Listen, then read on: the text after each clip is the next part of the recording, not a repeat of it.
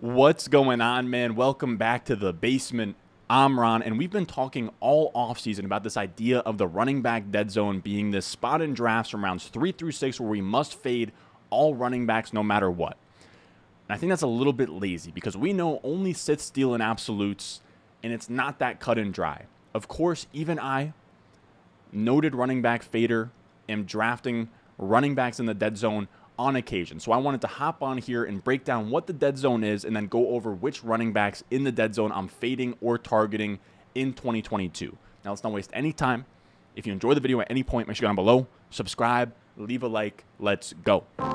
Thirsty, thirsty, trying to choose. I know I'm critical. My nitty bag. So at the top here, let's break down what the RB dead zone is. Now, I've given this spiel quite a few times this offseason. I'll be honest, but we're getting a lot of new subscribers, new viewers, so I want to make sure everybody's on the same page. I also want to say shout out to you guys. The growth we've been seeing over this last 28-day month stretch has been absolutely insane. It has been the craziest month of growth we've ever seen on this channel, and we still have 3 weeks until week 1. So you guys are absolutely crushing it. Just wanted to give you guys a quick shout out. But when we talk about the running back dead zone, the spot in drafts, for the sake of this video, we're going to say rounds 3 through 6, where running backs are propped up on fragile projected volume and are only drafted in this range, not because people want them, but because people need them. They want that safety of a running back in their RB2 spot, in their, flex spot, whatever. And we have a lot of really bad profiles that we've been tricked into over the last few years. We saw Mike Davis on the Falcons last year. We saw Le'Veon Bell on the Jets. We saw Alex Collins a few years ago. We saw Thomas Rawls, if you remember that name. Isaiah Crowell on the Browns. Just a bunch of really bad profiles that have just been absolute stinkers over the last 5 to 8 years. And generally in this area, we want to be fading running backs and hammering wide receivers.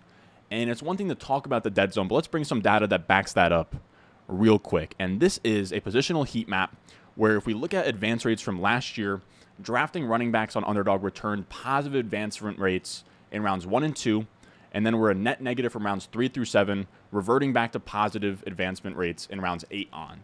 So we can see here, green means good in rounds 1 to 2. We can see the sea of red that is the dead zone, and then it reverts back to green. Okay, it's good to take running backs in this area. But this is only 1 year of data, and it doesn't paint the whole picture. So let's look real quick at a really cool chart that Jack Miller had on Establish the Run.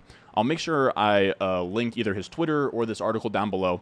But we can see, as much as the dead zone running backs are hurting your teams, it's also an opportunity cost equation where the wide receivers you're passing on in the dead zone are smashing in rounds 3 through 6. Think Cooper Kupp last year, Jamar Chase last year.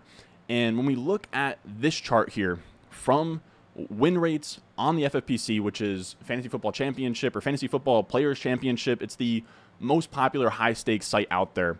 We see over a 5-year sample from, I believe, 2021 through 2017, wide receivers return a much higher win rate in rounds 3 through 6 than running backs. Now, there's chicken scratch on the bottom of the screen here. Forgive me. It's the best I could do. But I took the average of all of them. We can see running backs in rounds 3 through 6 give you an average win rate of 8.1%, which is actually below average. 1 divided by 12 would be 8.33%, your implied win odds. And then wide receivers give you, on average, a 9.2% win rate, never dipping below a 9.1%, which is absolutely wild. Now, again, here's the issue. There are certain times where taking a running back in the dead zone makes sense. And while most running backs in the dead zone are returning below average win rates, we still have had some pretty monster running back seasons come from the dead zone. We have had 14 running backs since 2017 return a 10% win rate or better from the dead zone. That's roughly 2 to 3 running backs per year coming out of the dead zone as strong picks. So we know the ceiling is there. The base hit rate is low considering we've had 16 running backs on average drafted in the dead zone since 2017. So only 2 to 3 of like a total of 16 per year.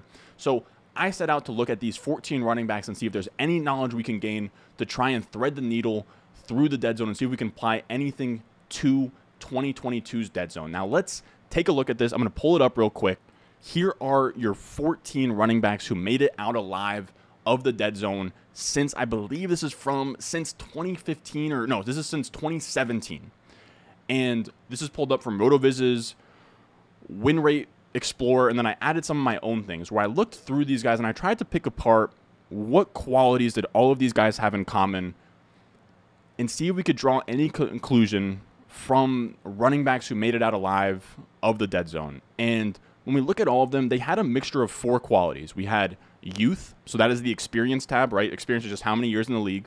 We have being unproven, so that is your previous high in points per game, so just your career high in points per game prior to that year. Pass catching upside, target share, and then being on a high scoring offense. So then I put the offensive point per game rank from that year. And when we look across the board, of these 14 running backs, 4 of them were rookies, largest age group, and I'll even sort them right here for you guys so you guys can see. Of this group, 4 of them were rookies. Almost all of them were in their first 4 years. We have 12 of the 14 running backs in their first 4 seasons. We have 10 of the 14 running backs never finished as an RB1 in that season before. So 10 of the 14. We have all the way down 16 through here. And what we want is we want running backs who aren't proven in the dead zone. All of these running backs that have had previous RB1 seasons that are going in the dead zone, there's usually red flags there. Either they lost juice, or they're old, or they're washed up, or they have a committee going on. There's some kind of red flag there. We want to lean into the uncertainty of the unknown, where there's going to be profiles in the dead zone that are there because they're either washed and they've done it before and they're not that sexy anymore, or there's the unknown. We want to lean into the unknown because that's where you're finding upside. Now, when we look at catching passes, 12 of the 14 hit a 10% or better target share in their RB1, or not RB1 season, but just successful dead zone season. Mark Ingram and Derrick Henry are the only 2 that didn't hit this mark, but they made up for it by being in a top 10 scoring offense. Being in a high scoring offense isn't a must, though. If we sort it, only 6 of the 14 running backs were a part of a top 10 scoring offense. So now when we add all of these criterias together, we want dead zone running backs to be in year 4 or earlier, no previous RB1 seasons, have a 10% or better target share, and be on a top 10 scoring offense. So when we look through this lens, boom. I've made everything in green where they hit the thresholds we're looking for. When we look through that, 10 of the 14, so everybody that's highlighted in green, hit at least 3 of those marks. We have 3, so Kareem Hunt through Mark Ingram, I had them as yellow because they hit 2 of the marks, and then Mark Ingram is in red because he hit 1 or 0 of the marks. So when we zoom out, we largely have 2 archetypes in the dead zone. We have older running backs projected for volume, and we have younger running backs that carry a lot of uncertainty of their role, their talent, all of that stuff. And we want to lean into that uncertainty because that's where we get the high upside profiles. So I decided to apply this to 2022, where, as we can see, again, this is 10 of the 14 running backs hit 3 or more of the criteria we're looking at. And again, this is with rose-colored glasses. These are the running backs that made it out alive. If we applied these filters to just a normal RB dead zone, it would be maybe a couple of them are green, most of them are yellow or red. Now, when we apply it to 2022, we have 12 running backs going between rounds 3 and round 6 on Underdog. And here's how this list shakes out after filling out their years of experience, their previous high points per game, and then we have Mike Clay projections inputted in to have their projected target share and then have their projected offenses points per game rank. I then highlighted them in the same way as we did with the last chart, where green running backs we should be targeting because they hit 3 or more of the criteria we're looking for. Yellow running backs being sort of 50-50 bets as guys that hit 2 of the criteria, and then reds being full-on fades as they only hit 1 or 0 of the criteria. So now let's dig into each of these running backs, talk through their archetype, what I kind of like about them in the dead zone. Am I targeting them or am I fading them? We're going to go one by one here, 12 running backs deep. Hold on, fellas. Let me actually make my face a little bit bigger here. So when we talk about up top, we have Leonard Fournette. And yes, Leonard Fournette is yellow here. And I think you guys are going to expect me to call him a fade, but I think he's fine at any point in the 3rd round. He just barely makes the dead zone with an ADP of 24.4. He is like the 301 by just barely. And when we look at his, green, yellows, and reds, he catches passes. He's projected for an 11% target share, which is really great. And he's on a top 3 scoring offense in Tampa Bay. He even has the upside to overshoot that 11% target share. He was at a 14% target share last year. So I think that already kind of bakes in if Rachaad White takes anything away from him. He is a fine bet in my eyes. I don't love him in round 2, but he's an absolute smash. Any point that he falls into the dead zone, if you can get him 301, 302, 303, I actually love Leonard Fournette in that area. I think that the concerns about age and any concerns that Rachaad White might take away some receiving work, I think it's all baked in at a third-round price, which then brings us to Nick Chubb. And this is where we get our first fade. He comes in as a red, and he hits literally none of our thresholds. This is a guy heading into year 5. He already has an RB1 finish, yet he finds himself in the dead zone again, projected for only a 7% target share, and he's going to be on the 18th scoring offense. Consider me just not super interested in Nick Chubb. He is a non-pass catcher splitting touches with Kareem Hunt and Dearness Johnson. The only way that he pays off is from touchdown efficiency, which is going to be tough to come by without Deshaun Watson. Now, Deshaun Watson news came out today that he's going to be playing, I believe, weeks 13 on. That's not enough for me to care. 13 on, that's what, 13, 14, 15, 16, 17. It's like 5 games at the end of the season. I don't think he's going to elevate the offense enough to make Chubb any more of a worthwhile pick. Now, again, it feels weird to discount players who have proven themselves already, right? Nick Chubb feels really cozy as a guy who's finished as an RB7 overall before in points per game. But again, the guys who have proven themselves but are still in the dead zone have really big red flags as guys. They are in the dead zone for a reason despite previous success. Now, he's going off the board at the 25.5 pick, so that's like, what, 301, 302?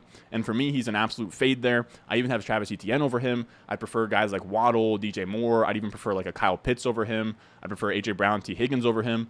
I'm not taking a lot of Nick Chubb. I don't think he's worthwhile to take a stab at in the dead zone.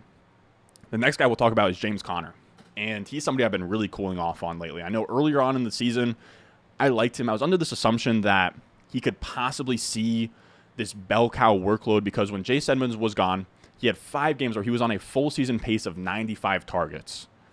That would be in that 11%, 12%, 13% target share range, but we're seeing reports now. I think that they brought in Darrell Williams to take on that Chase Edmonds role. Same thing with Benjamin. It seems like he's getting some steam in practice. I don't think that they're going to run James Conner into the ground. I think that we're going to see Benjamin and Darrell Williams inherit a lot of that receiving work, which explains Conner only being projected for a 9% target share.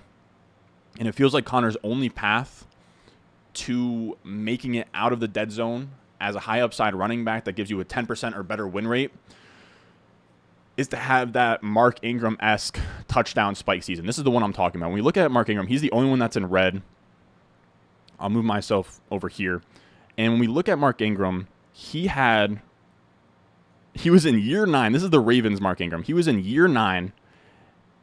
He already had a point per game high of RB2, only a 7.4% target share, but he did it literally by Lamar Jackson's coattails on the #1 rated offense during Lamar Jackson's MVP season. That's the only way that he got put into this list of 10% win rate or better players from the dead zone.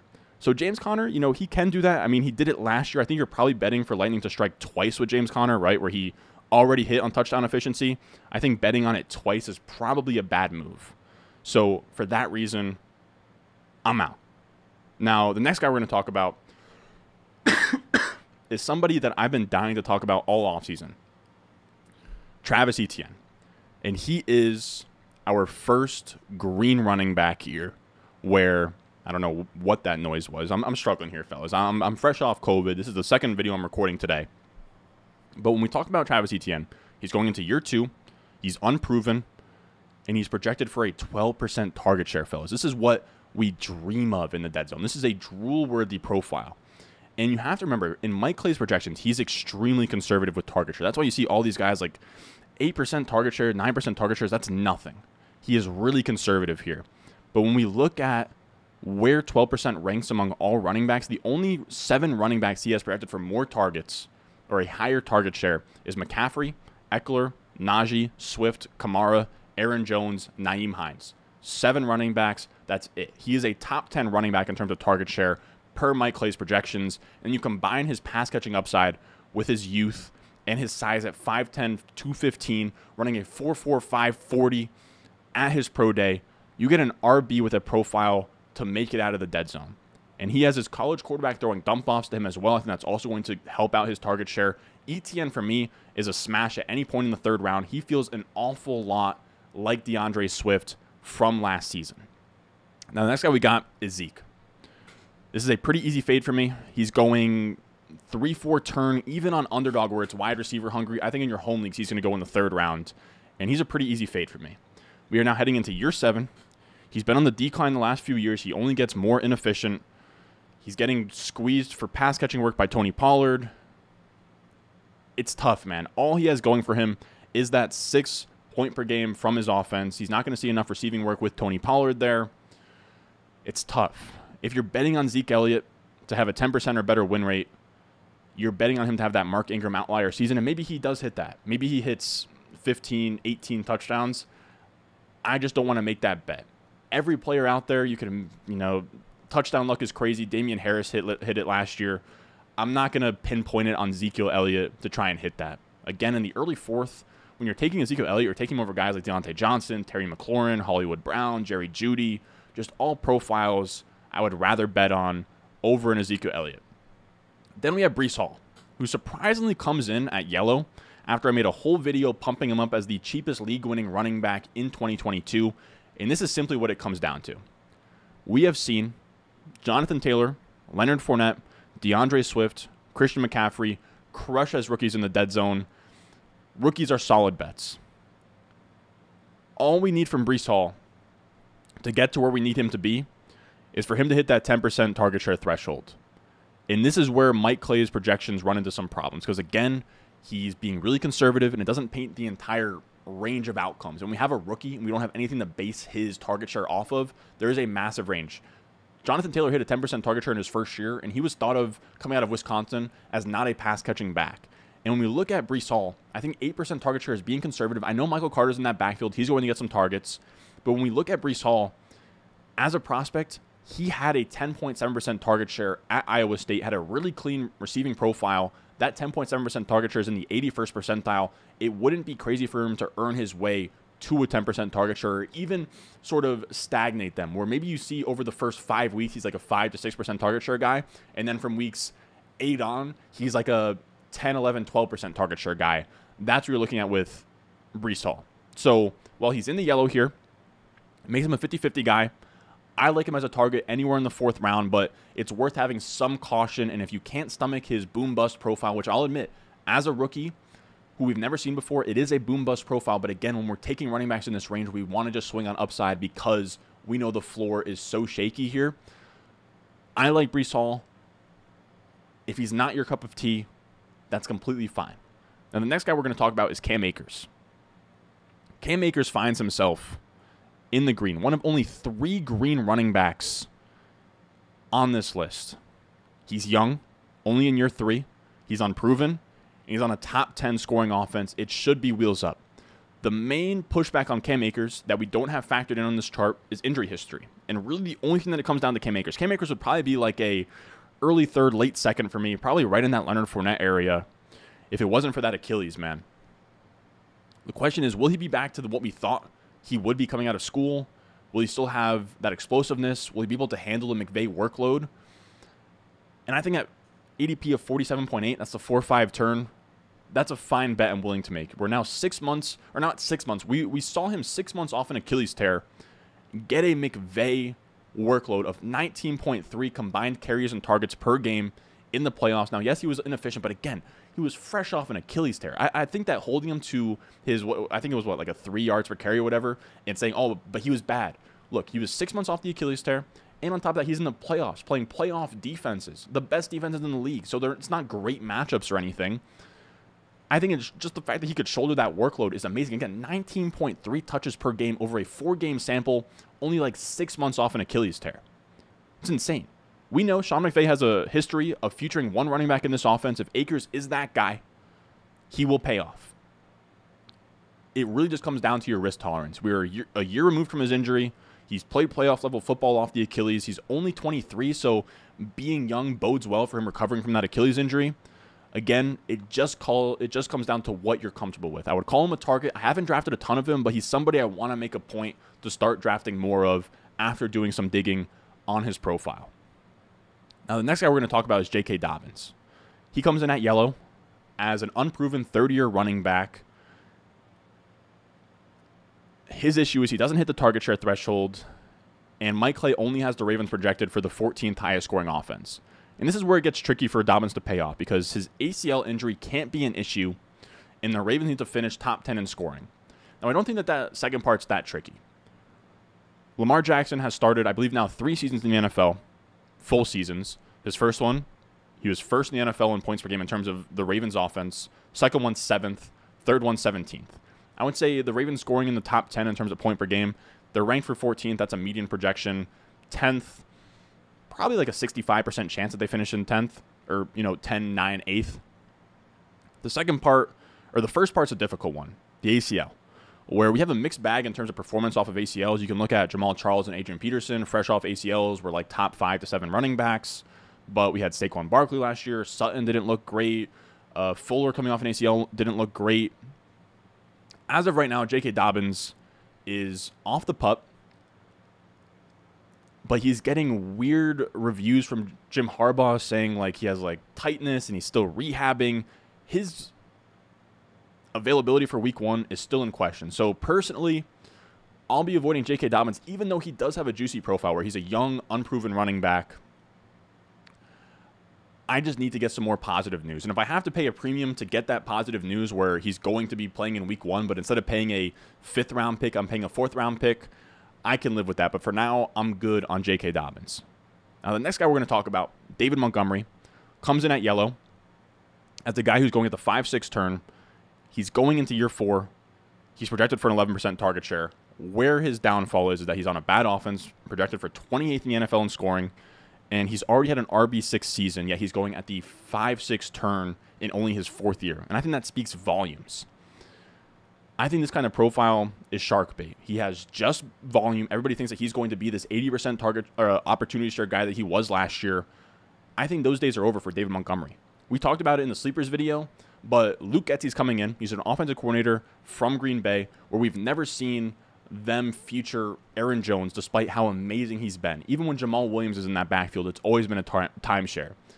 He's also installing a zone scheme, or outside zone scheme, which plays to Khalil Herbert's strengths. I don't think this is going to be as much as a David Montgomery bell cow show as it's been in years past. I think that there's even a chance that Khalil Herbert is maybe not better than David Montgomery, but just as good, and makes it a 1A, 1B committee. And then from there, you're not benefiting from the volume of David Montgomery. And I also think the 11% target share is being a little bit optimistic when we have a rushing quarterback in Justin Fields. We know guys like Lamar Jackson, Justin Fields, they don't target the running back a ton.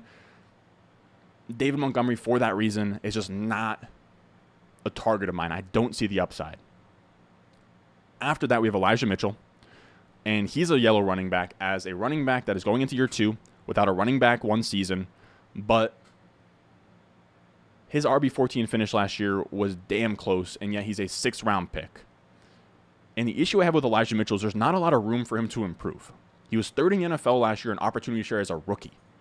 He had 18.8 carries per game. That's bell cow workload. He was top 12 in the NFL in efficiency when it comes to fantasy points over expected per game, with 2.3 fantasy points over expected per game, and he was still not even an RB1. I don't think there's any receiving upside with Trey Lance. Trey Lance is going to be throwing not a ton of checkdowns. And even if this becomes a top 10 scoring offense, I think Trey Lance is going to vulture a lot of the goal line looks, along with Elijah Mitchell being this day 3 pick on an offense with Kyle Shanahan that shows no allegiance to his running backs. We've seen day 3 running backs in Phillip Lindsay, Jordan Howard, Alfred Morris all get the rug pulled from out underneath them. We've seen Shanahan hold no allegiances, where last year he drafts Trey Sermon in the 3rd round. Nope, Elijah Mitchell's a starter.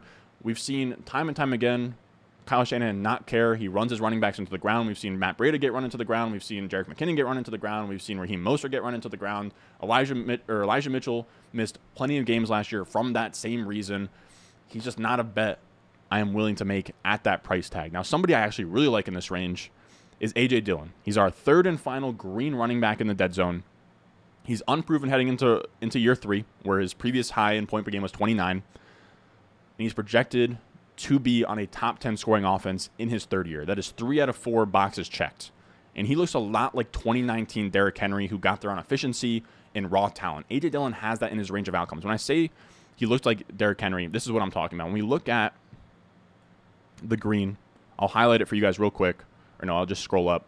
When we look at Derrick Henry at the top, year 4 in experience, previous high 20 point per game, only like a 6% target share, was on a top 10 scoring offense, and he got there. I think that we could see A.J. Dillon do something pretty similar to that.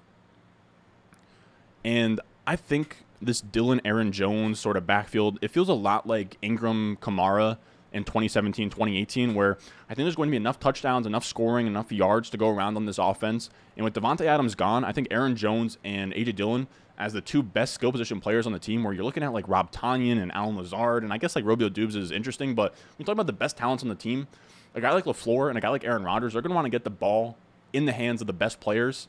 A.J. Dillon and Aaron Jones are their best players on offense. They're going to find ways to get Aaron Jones in the slot or split out wide with A.J. Dillon in the backfield. They're going to figure out to get them both involved and both on the field.